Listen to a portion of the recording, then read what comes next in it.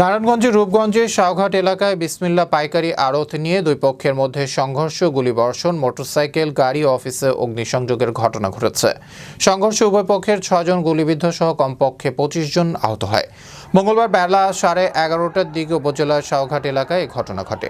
জানা যায়, শাওঘাট এলাকায় বিসমিল্লা আড়তের দখল নিয়ে সেলিম প্রধান ও মজিবুরের মধ্যে বিরোধ চলে আসছিল।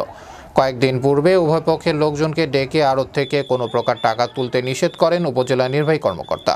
মঙ্গলবার বেলা 11:30টার দিকে মজিবুরের লোকজন সেলিম প্রধানের অফিসের সামনে দিয়ে গেলে সেলিমের লোকজন তাদের লক্ষ্য করে ইটপাটকেল, ককটেল ও গুলিবর্ষণ করে। এক পর্যায়ে উভয় পক্ষের লোকজন সংঘর্ষে জড়িয়ে পড়ে। সংঘর্ষে স্বপন, রাজু, আলামিন, বাবু, রফিক, সাগর গুলিবিদ্ধ হয়। এদিকে এক পক্ষ আরেক পক্ষের 10টি মোটরসাইকেল, একটি প্রাইভেট কার অগ্নিসংযোগ করে পুড়িয়ে দেয়। খবর পেয়ে ফায়ার সার্ভিসের একটি ইউনিট ঘটনাস্থলে এসে আগুন নিয়ন্ত্রণে আনে। আহতদের ঢাকা মেডিকেল সহ বিভিন্ন হাসপাতালে চিকিৎসা দেওয়া হচ্ছে। এদিকে সংঘর্ষের খবর পেয়ে রূপগঞ্জ থানা পুলিশ ও সেনাবাহিনীর ঘটনাস্থলে এসে পরিস্থিতি নিয়ন্ত্রণে আনে। বর্তমানে এলাকায় অতিরিক্ত পুলিশ ও সেনাবাহিনী মোতায়েন রয়েছে। এ ব্যাপারে উপজেলা নির্বাহী কর্মকর্তা সাইফুল ইসলাম বলেন, সংঘর্ষের সংবাদ পেয়ে উপজেলা প্রশাসন, পুলিশ ও সেনাবাহিনী ঘটনাস্থলে যায়।